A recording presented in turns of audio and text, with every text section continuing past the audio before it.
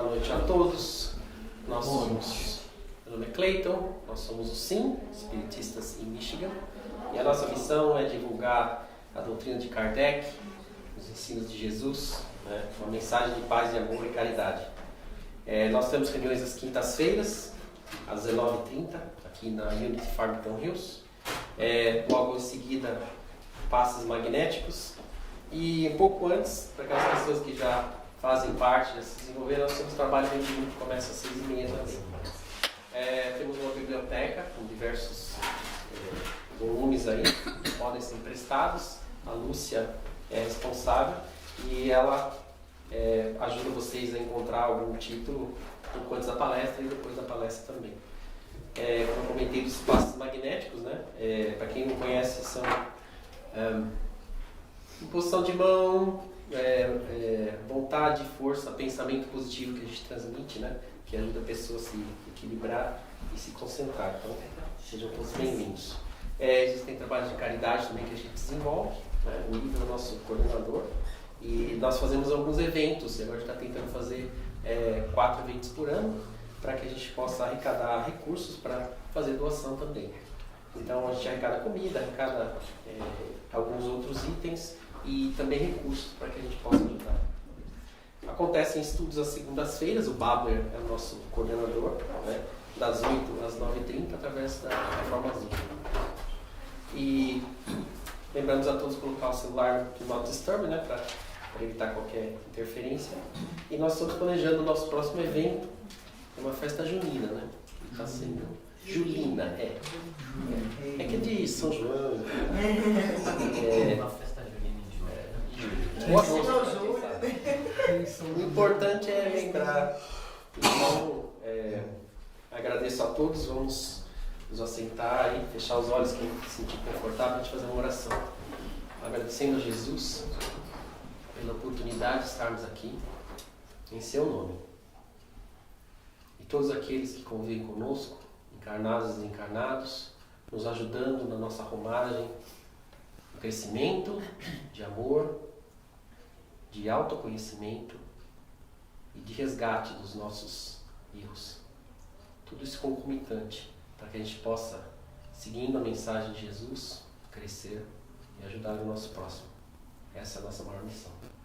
Esteja conosco, Senhor, nessa noite, que possamos transmitir as ideias de caridade e amor que recebemos há tanto tempo. Possamos incorporá-las na nossa vida. Abençoamos a todos, que assim seja.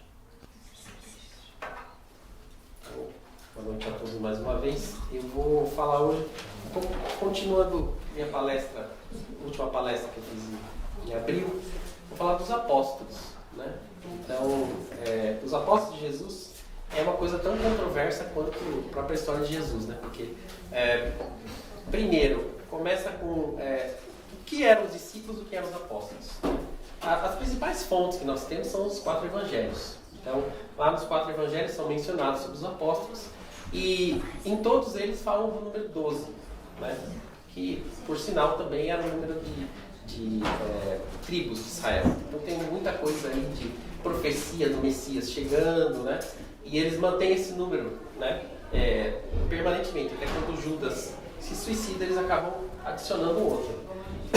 Mas essas fontes, somadas ao Ato dos Apóstolos, que é uma continuação do Evangelho de Lucas, ele conta um pouco da história do cristianismo nascente, né?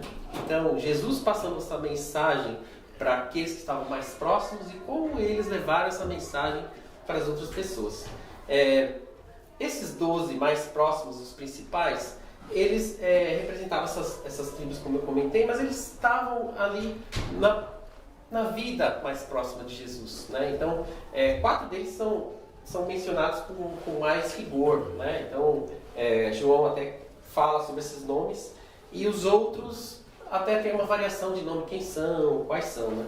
Então, para quem... Eu vou fazer um quiz aqui, para quem se lembra, né? É lógico que os nomes que a gente conhece em português não traduzem às vezes diretamente, né? Só para saber quem sabe quem foi James. Tiago. Né? Tem gente que sabe. Tem uma tradução, né? E Santiago. próprio Tiago, certo? E deixa eu ver aqui um outro nome aqui. Viu dois James?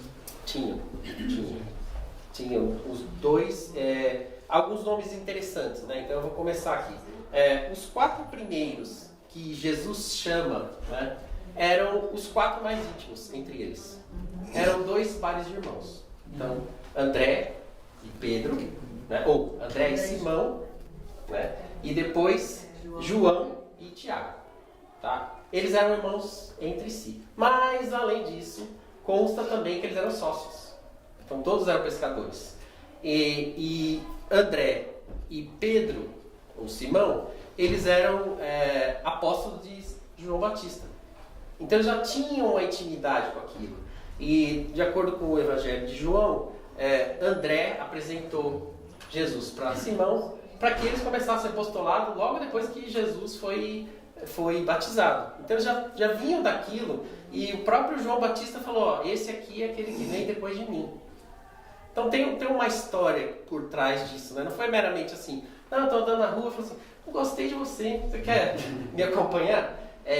Isso mostra uma preparação, e é lógico, os textos são mais objetivos, né? Não, eles deixaram tudo para seguir Jesus. Na verdade não deixaram, porque a gente também sabe que nenhum deles parou de trabalhar. Né? Em todo o apostolado, até o final da vida, cada um deles seguiu com a sua profissão. Lógico que em alguns momentos, né, durante viagens, alguma coisa assim, eles se limitavam, mas eles mantiveram. E eles comentam até como eles eram sócios, os 4, né, eles tinham muitos barcos, então permitia-se que eles tivessem, de certa maneira, mais ausência de casa. Né? Então, esses eram os 4 primeiros. E interessante também que eles falam que eles sempre são apresentados em 3 grupos de 4. Então, os 4 primeiros, né? André, Simão, Tiago e João. E depois ele fala sobre Filipe, Bartolomeu, que é Natanael, em João, Simão, o Zelote, e Tomé, que é Dídimo também, de acordo com João. Então, esses são 4 que dificilmente aparecem em outro texto. Você encontra o nome deles quando você vê lá em Mateus, esses aqui são os apóstolos. Mas se você procurar outras referências, eles não são muito mencionados. O outro grupo é mais interessante ainda, que é Tiago, o Novo, Judas Tadeu, ou Lebeu, Mateus, o publicano, ou Levi, e Judas Iscariotes. Bom, os nomes, né? Primeiro, interessante que Tiago e Tadeu, ou Judas, Lebeu, né? Eles tinham o mesmo nome de pai. Então, a referência é assim, eles eram irmãos. Por causa disso. Tá? Não dá para saber, né? Mas se você começa a falar assim, peraí, então os 4 primeiros eram irmãos e os 2 também, a gente não pode esquecer que também Mateus também é dito que é filho de Alfeu, ou Cleofas. Então aí colocam 3 irmãos. Em outra referência do Evangelho, no Ato dos Apóstolos, eles são ditos como irmãos de Jesus. Então aí começa a ampliar um pouco mais sobre isso e fala assim, era uma grande família. Né? Quem eram os apóstolos? Eram aqueles que conviviam com Jesus. A gente fala de 12, mais por causa dessa referência das tribos. Né? O que é muito verdade é que 3 principais sempre participam dos momentos mais críticos. Então, a gente pega Pedro, né? Simão, que virou Pedro, João e Tiago, esses eram aqueles que compareceram com Jesus na maior parte dos eventos. Então, ele pediu para Pedro e João irem preparar a ceia. Eles estavam com ele lá no Monte das Oliveiras fazendo oração. Então, esses são provavelmente aqueles que trouxeram mais informação. A gente não pode esquecer também que eles dizem que João, o evangelista, era o João mais novo, o apóstolo, o discípulo amado de Jesus. Então, ele pode ter contado essa história. Né? A gente sabe que é uma história muito oral, porque todos os evangelhos foram escritos no final do primeiro século. Nada foi escrito assim enquanto Jesus estava lá. Mesmo as epístolas de Paulo aconteceram muito tempo depois. Então são histórias que foram ditas, contadas, recontadas. Né? Essas tradições mostram que não eram simplesmente aqueles 12 que caminhavam com ele. Eles estavam mais presentes. Mas a gente pode esquecer que depois Maria Madalena se juntou. Né? A própria Maria esteve na paixão de Cristo, né, durante a crucificação. Então, ela fez também a peregrinação para Israel. Tudo bem que era um momento muito importante para o povo judaico, né? Então, muitas pessoas estariam na cidade, mas ela também esteve presente. E em nenhum momento fala que ela caminhou ou foi recebida na cidade, né? Porque ele entrou na cidade de Israel com o domínio de ramos, né? Todo mundo estava lá com os ramos, ele entrou em cima do burrinho. Então, quem preparou isso foram os apóstolos que estavam com ele. Daí, quando a gente começa a ler um pouco mais a história, a gente começa a lembrar, peraí, mas e José de Arimateia, que foi lá e recebeu o corpo dele? Né? E Zaqueu, que era um publicano, que fez a festa grande lá, né? Eram muitas pessoas que tinham convívio com ele. E eles falam dos 70 discípulos. Né? Aí não mais apóstolos, porque eles deixam também claro a seguinte questão, né? A diferença entre o termo discípulo, que João não faz muita diferença, para o termo apóstolo. Apóstolo seria o enviado, o mensageiro. Então, aquele que Jesus mandou para levar a sua mensagem. E aí, educar os povos e mostrar essa mensagem. Então, desses 70, a gente pode lembrar que Erasto está no Evangelho segundo o Espiritismo, né? E no próprio Livro dos Espíritos. Então, esses discípulos também ajudaram a divulgar muito mais. E a gente não pode esquecer depois também que apareceram um tal de 500 da Galileia, que foram pessoas que foram os primeiros cristãos que foram morreram no circo, sofreram perseguições, né? Pessoas que levaram essa mensagem. Então, o importante para Jesus eu tenho a minha mensagem, mas eu só estou trazendo ela, né? A mensagem do meu Pai. Quem que vai efetivamente colocar em prática? Ele deu exemplo, né? E ele precisava encontrar gente que desse exemplo. Então ele não foi procurar os sábios, né? Não foi procurar os sacerdotes. Ele foi procurar gente simples. E aí, voltando no Espiritismo, são pessoas comprometidas, que já encarnaram sabendo desse trabalho. Nenhum deles esmoreceu depois. A gente pega a história de todos eles, né? Por mais que Pedro tenha negado, por mais que João tenha se escondido durante a crucificação, todos eles foram martirizados, todos eles sofreram, né, algum tipo de perseguição. O cristianismo era a religião nascente, né? Eram perseguidos pelos judeus, eram perseguidos pelos romanos, eram perseguidos por todos os outros povos, né? E o interessante é que, mesmo nos primeiros momentos, existiam dissensões, discussões, né? Então, depois Paulo, ou Saulo de Tarso, né, que era o maior perseguidor de cristãos, recebe a mensagem de Jesus na entrada de Damasco. E ele fala assim, Jesus me chamou, eu sou apóstolo. Né? E ele se afirma apóstolo. E ele se tornou o apóstolo daqueles que não eram judeus. Então ele fala muito do título, apóstolo dos gentios. Que eram quem? Que eram aqueles que não eram circuncidados, que não faziam parte da religião judaica. Então aí passa a ser importante o movimento de sair da religião, né, de um Deus só para os outros povos. Né? Então ele levou a mensagem para os romanos, ele levou a mensagem para os povos que estavam em torno, para que essa mensagem de Deus pudesse se multiplicar. Então, hoje, cada um que deixou, né, um histórico, e é super interessante, se vocês quiserem entrar depois e pesquisar, como a igreja criou toda uma sistemática e discussão para falar assim, não, a principal igreja é de Roma. Né? Por quê? Porque foi fundada por 2 apóstolos, né? Pedro e Paulo. Então, como eram 2, é mais importante. A outra foi fundada por um apóstolo principal, então ela está numa categoria não sei o quê. A outra foi por um segundo apóstolo, dos 70. Tudo balela, né? A gente sabe que o importante a mensagem que foi levada por eles, né? O convívio. Imagina essas pessoas terem convívio com Jesus, né? E aí eu fiquei refletindo um pouco sobre isso.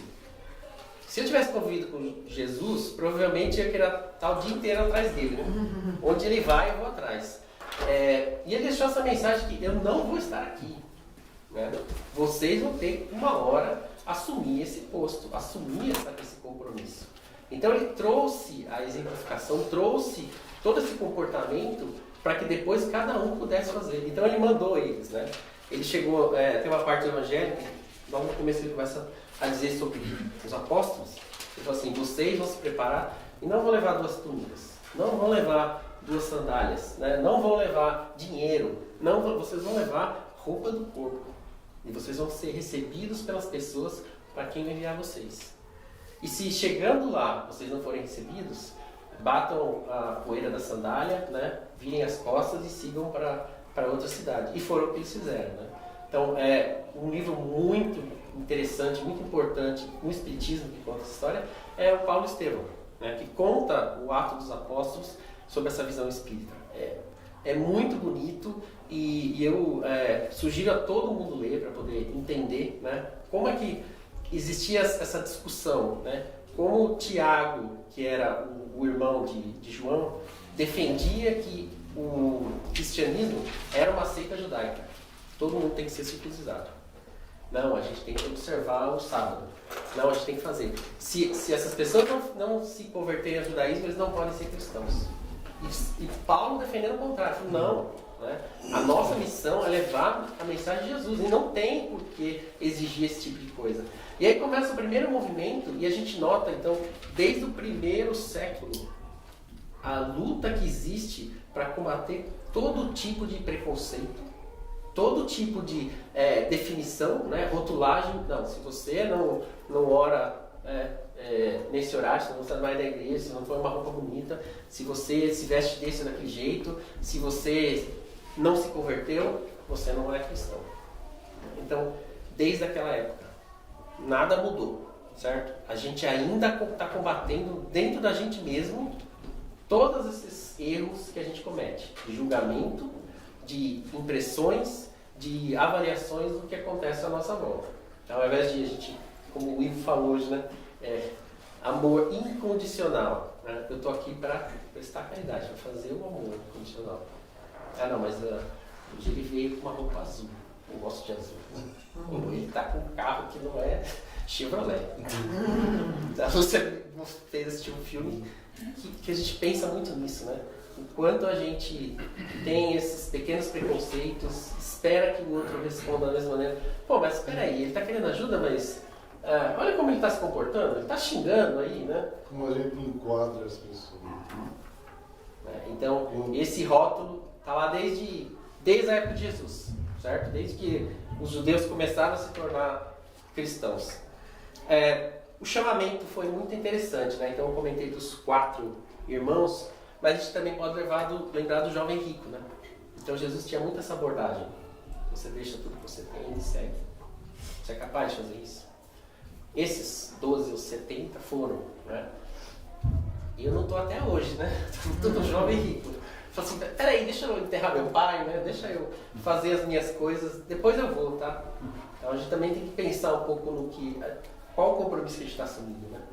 Como a gente está olhando para todas as lições que a gente aprende e a gente não está incorporando na nossa vida. Principais características, né, de todos eles. Eu comentei já de manter as profissões, diversas profissões que foram colocadas. E o principal, né? Eles eram os mais simples dos vagos de Genezaré. Ou seja, a boa vontade era o que motivava eles e foi o que fez crescer esse movimento. Então, a missão que foi passada foi cumprida à risca, né? À risca e sobre o risco de vida também, né? Cada um deles mal sabia o que ia acontecer lá na frente. Eles enfrentaram todas essas adversidades. Saíram pelo mundo conhecido, divulgando, exemplificando e fundando os núcleos, que são as igrejas, né? Então, as igrejas principais, Éfeso, Roma, na Turquia, várias também, que criaram esse cristianismo, né? E aí, qual foi o primeiro movimento importante que começou realmente a registrar tudo isso? São as epístolas, né?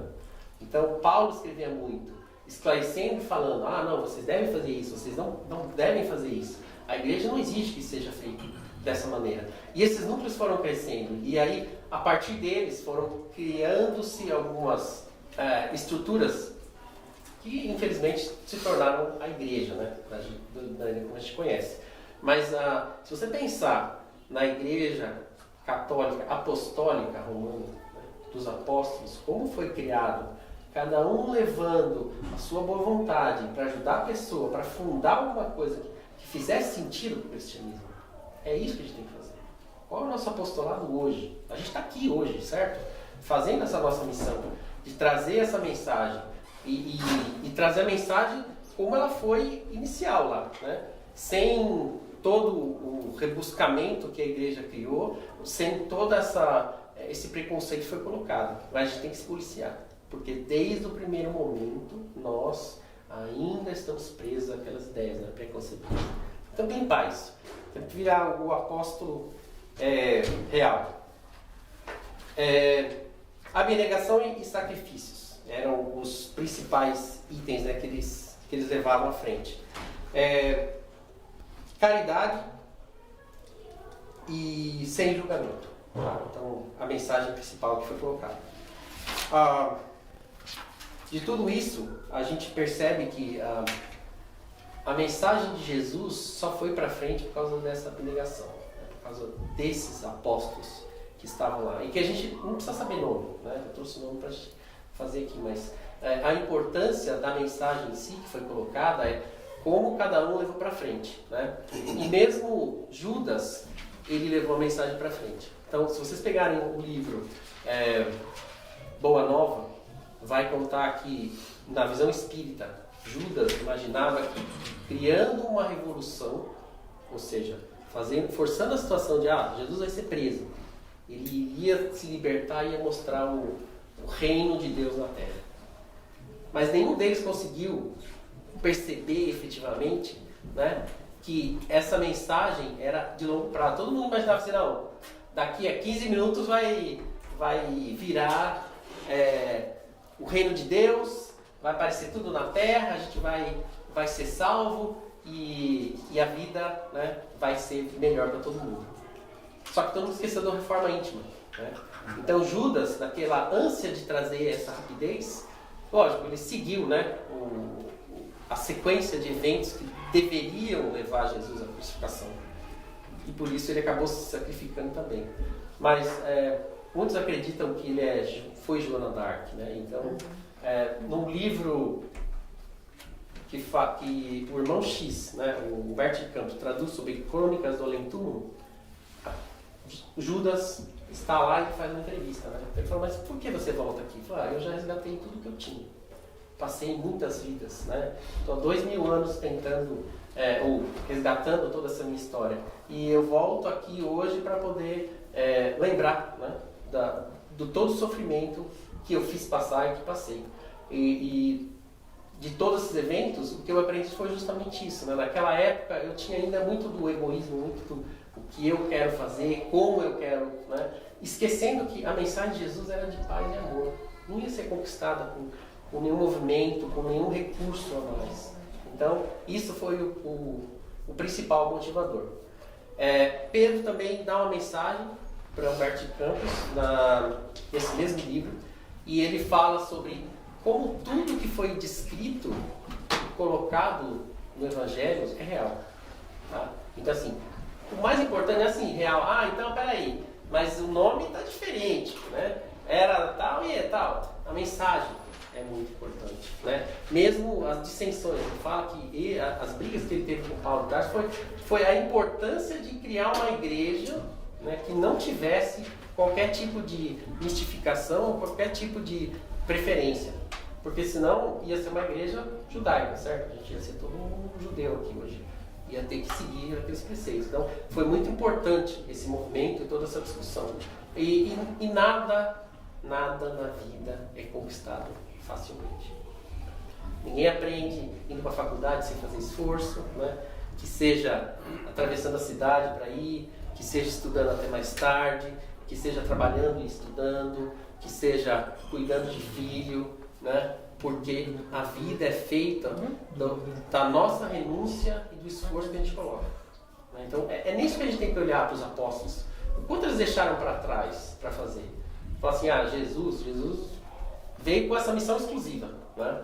Mas os apóstolos vieram com outra missão, né? De levar essa mensagem depois. Então, ao mesmo tempo que eles aprenderam, se desenvolveram, eles espalharam essa mensagem para todo mundo. Eu vou deixar aqui um tempo agora para a gente poder fazer perguntas e respostas. Eu vou começar que você falou uma coisa para mim que, assim, não é o tema principal, mas uma coisa que me chamou a refletir. e eu queria compartilhar isso. É sobre, você falou que Jesus disse, deixe tudo que você tem e me siga. Eu fiquei pensando assim, se alguém chegasse para mim hoje e dissesse isso, eu disse, esse cara é louco. Eu já ouvi essa parte. Mas deixa eu dizer o que é que eu penso, o que é que está por trás do que eu acho que Jesus disse, né? Ou o que ele quis dizer quando ele falou isso. Não é que ele queria que a pessoa deixasse todos os pertences dele, ou toda a fortuna, os que eram afortunados, né? Mas sim que ele se desapegasse da vida material, porque só assim que ele seria capaz de entender a mensagem de Jesus. Perfeito. Porque se a gente pensar nesses apóstolos e mártires, foi exatamente isso que eles fizeram, certo? Nenhum mais tinha qualquer coisa que prendesse a vida corporal, para chegar no ponto de assim, então contam que Simão Pedro foi crucificado também, né? Aceitou, você pediu para ser crucificado de ponta cabeça, para aumentar o sofrimento, né? Aí Paulo foi cortado a cabeça, decapitado, né? O outro, eu comecei a ler, arrancaram a pele e cortaram no meio. É verdade. Ele tinha que escrever, né? Deixaram ele pra... Mas ele cuidou da mãe. Então, esse foi o principal, né? Burden dele. Então, eu acho que tem muito disso. Né? O quanto eles tiveram que se desprender de...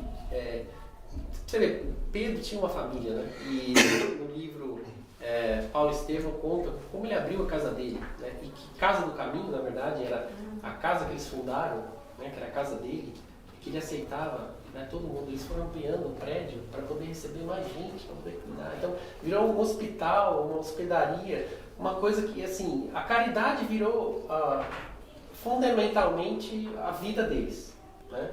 E aí, em cima disso, veio a questão de levar a mensagem. Né? Não pode, as duas coisas muito presas, né? Que era fazer a caridade e levar a mensagem para frente, para que isso se espalhasse. Né? Então foi a localização era muito importante, né? Onde aconteceu esse núcleo de várias religiões e o Império Romano, né? Então Saulo de Tarso era romano, então ele tinha portas abertas em vários lugares, mas veio que é muito interessante. Mais perguntas, comentários? Como é que o povo de Estevão. Não, segundo Paulo Estevão, Estevão é um dos primeiros, eu não diria apóstolo, mas um dos primeiros discípulos, né? Ele conviveu na mesma época e ele falava muito, né? Então, ia à praça e falava céu aberto, fazia da mesma maneira como Jesus fazia toda a história, né? Contava sobre a vida cristã. E aí, Saulo de Tarso, quando chegou em Israel, decidiu persegui-lo, né? E aí conseguiu, através do processo, né, religioso lá, que ele fosse apedrejado.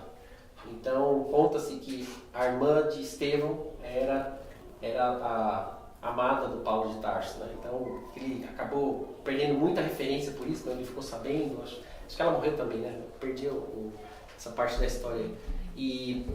E aí ele decidiu ser mais ferrenho ainda. Não, vou perseguir, vou para até outra cidade, vou para Damasco perseguir uma igreja que está sendo fundada lá. E aí no caminho, né, um clarão que acontece e ele cai da... eu não sei se é cavalo, né? Eu ia falar a montaria dele, e aí ele fica cego por um tempo, né? Mas Estevão, né, foi um dos patriarcas, né, mais importantes. Então, se você for procurar, você vê que todos eles são santos, né? Tudo que aconteceu antes da fundação da igreja, todo mundo que tem o nome lá era santo. Mas, essencialmente, né, essa mensagem que eles traziam, que eles divulgavam, era desses primeiros. Eu esqueci de falar do Matias. Quem foi Matias? Matias. Eu posso ter esquecido. Dos 70, na verdade 70 ou 72, quando Judas faleceu, eles decidiram, nós temos que manter o número 12. Então a gente vai sortear quem vai ser o próximo. Fazia parte história, né? História dos judeus, né? Como eles faziam. Então, assim, que Deus escolha. Fizeram uma oração, Tribos de vieram Israel. vieram 2 nomes dos 70 e eles tiraram a sorte e saiu Matias. Então, Matias foi importante, porque ele participou muito da história do Paulo de Tarso, né? Mas é um nome menor, porque todo mundo esquece dele, ele veio depois, né?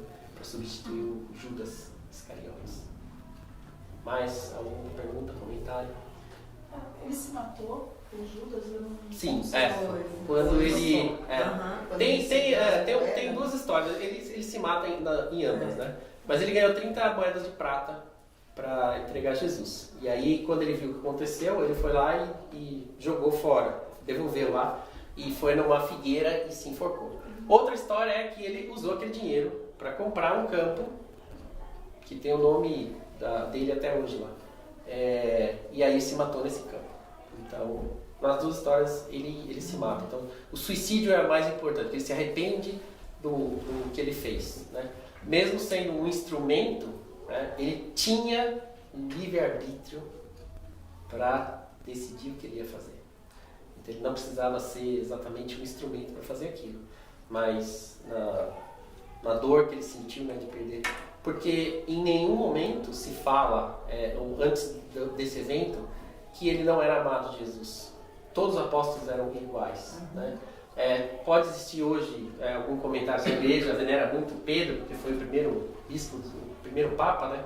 Mas em nenhum momento, né, fala do João lá como mais amado, porque ele deixou a esposa, mas o mais interessante de tudo isso, que eu percebo assim, primeiro, a questão de só homens, né? Então, mesmo dos 2 dos 70, eram só homens, mas a gente entende que mulheres também participavam, como Joana de Cusa, que era mulher do intendente lá do Herodes Antipas, como Maria, como Maria Madalena, né? E aí eles falam, o número de Marias até varia um pouco, né? Porque foram 3 mulheres que encontraram o corpo dele, então tem muitas variações, mas nos livros espíritas, né, no Boa Nova, ele fala assim, era uma caravana.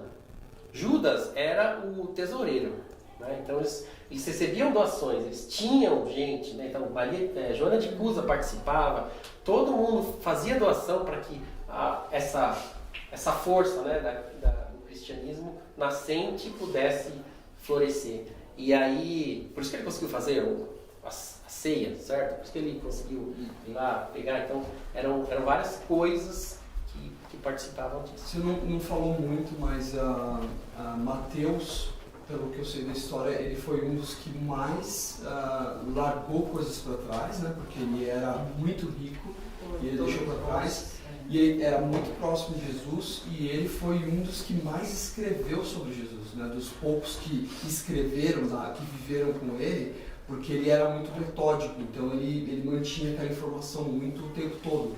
Então, eu acho que um dos evangelhos é Mateus, né? É a escrita dele mesmo. E que o que eu já li é o que mais se aproxima da realidade, porque ele viveu lá, né? Ele estava lá, não é que alguém contou para ele, ele estava em muitos dos acontecimentos. Eu sou preconceituoso, Silvio, e eu vou. Eu não gosto do Mateus.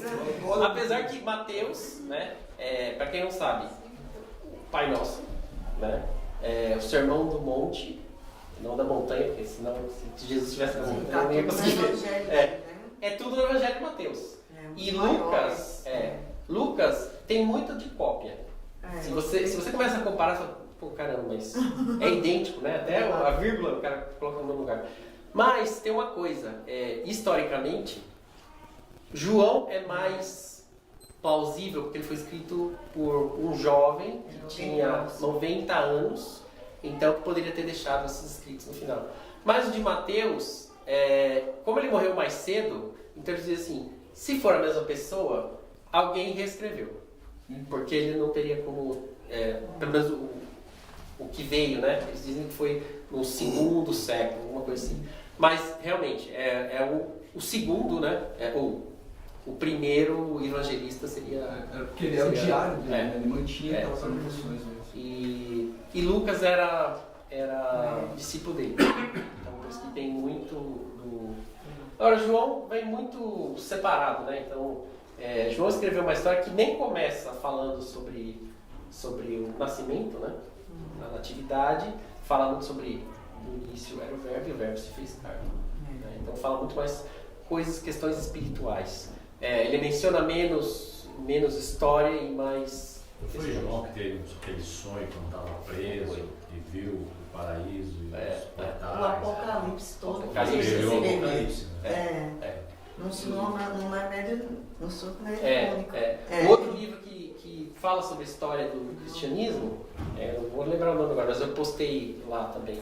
Fala justamente sobre como João teria recebido essas informações e na limitada capacidade dele, ele teria percebido algumas coisas que a besta das 7 cabeças queriam significar isso ou aquilo, então outras histórias também. Mas a profecia está acontecendo.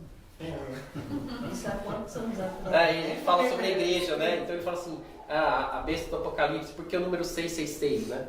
Então ele fala que o título do Sumo Pontífice, Papa, se você ler os algarismos romanos, está escrito 666 lá.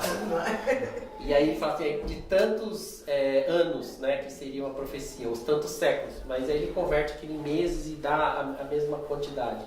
Então é uma coisa meio Nostradamus, né? Mas... Dan Brown. Só que aí vai muito da questão individual, né? Eu acho que a principal mensagem que a gente tem que colocar é caridade e amor. O quanto essas pessoas que se veio na história, se passou tanto tempo, né, daquilo lá, é porque tem alguma verdade, né? Tem alguma coisa que a gente está... a relevância. Que é o que eu comentei também na questão de Jesus, né? Ele dizia o seguinte, se um cara que era um mero carpinteiro, né, não deixou nada, não tem registro de Roma que ele foi morto, né? Não tem registro de dizer, não, a gente sacrificou aqui. Mas foi tanto escrito, né? E não só os cristãos. Eles falam assim, não, peraí, quem escreveu foi o próprio cara aqui, Mateus e João. Não, os judeus escreveram sobre ele, os romanos escreveram sobre ele. Então tem uma relevância. Né? E mesmo os muçulmanos escreveram. Né? Quando chegou lá no ano 1000, que eles começaram a falar, eles falavam sobre um profeta chamado Jesus e todos os apóstolos que o seguiam. Eu não mencionei, Quase mas igual. João Batista era primo de Jesus. Então, aí você está querendo copiar no tem na Boa Nova, eles falam que a mãe de João Batista era irmã, e eles conviveram quando eles eram pequenos. Então, que esse precursor que veio, né, já teria, né, traçado tudo isso aí. Mas aí eu vou ampliar ainda mais. Porque daí eles falam sobre os apóstolos, né? E no ato dos apóstolos diz: os irmãos de Jesus também estavam entre os apóstolos. Então que Jesus sim tinha irmãos e que eles eram seguidores. Então, Mas na Bíblia tem uma passagem que quando Maria vai visitar Jesus com os irmãos na verdade não aceitam, não aceitam muito bem e criticam, e aí falam, mas Jesus, vai lá com a sua família, vai com sua mãe lá. Com seus irmãos. Quem é a mãe, quem são os irmãos. Sim. Tem essa... Então depois eles voltam, né? Ou pelo menos alguns se reúnem. Você quer ir mais fundo mesmo? Vamos lá. Todos somos irmãos. Fala. Essa foi a mensagem. Essa foi a mensagem. E que a gente esquece sempre. Quando você estava falando, eu pensei assim que naquela época as famílias eram muito numerosas. Né? Era comum ter 7, 10 filhos. Né? E, então é de se acreditar que os seguidores fossem muito mais do que os apóstolos. Sim. Por isso que inventaram a TV. Né? Pergunta: quando começa o estudo bíblico? Que estudo bíblico? Agora chega. Agora chega que a gente já está indo para uma coisa muito histórica, né? Eu quis trazer essa mensagem para a gente poder ter uma referência. Eu gosto muito de ler e estou tentando rabiscar um livro. Até o Ricardo me passou uma outra referência também. Mas eu tive que parar logo depois ali no Pentecostes, senão o livro ia ficar imenso, né? Porque Karl Marx Schutel tem um livro sobre... Ele reescreveu o Ato dos Apóstolos colocando comentários e falando, né, pegando outras referências, contando outras histórias, porque, na verdade, é a história do Espiritismo, certo? Então, assim, toda a história cristã começou lá. E aí, se foi deturpado ao longo do tempo, né, a gente está retomando isso. Quando a gente começa a reviver essa questão apostólica e os primeiros movimentos, a gente está tentando voltar lá, assim, o que Jesus falou de verdade, né?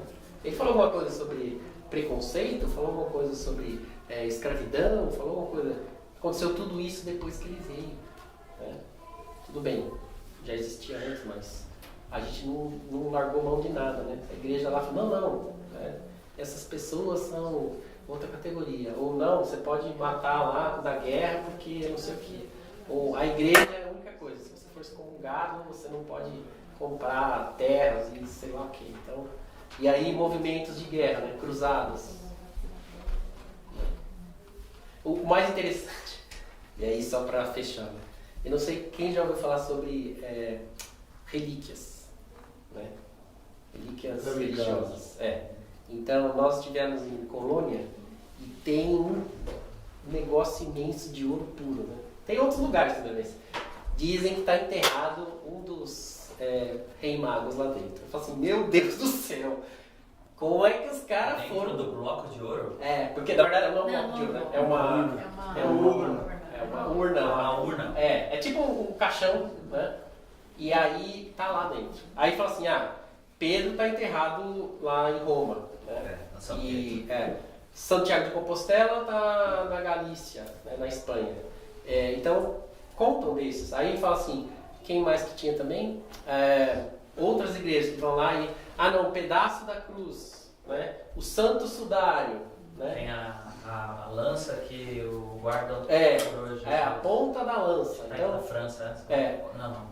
O mais interessante é assim, as pessoas projetam, né, ideias e histórias. Então, aquilo acabou se tornando uma coisa real, né? Eu fiz uma palestra sobre isso. Você. Então você vai ter que voltar com a palestra. Essa é bem legal. Olha, quando Hitler viu a lança que supostamente está no museu, não supostamente, mas supostamente foi usada para furar Jesus pelo guarda, né?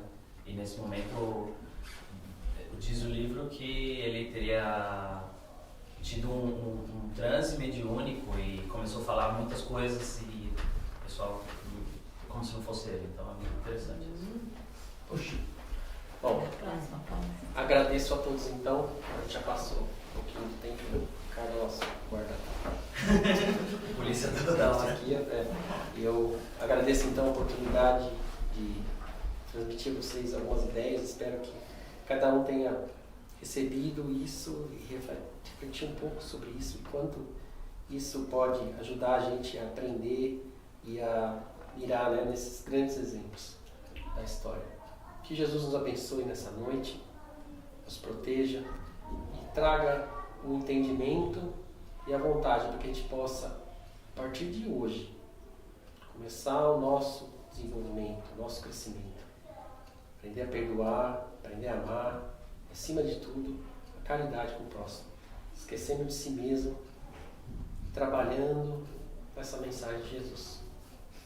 Que Ele nos abençoe essa casa, abençoe o lar de cada um de nós. Que possamos receber os passos da melhor maneira possível. Obrigado, Senhor, que assim seja.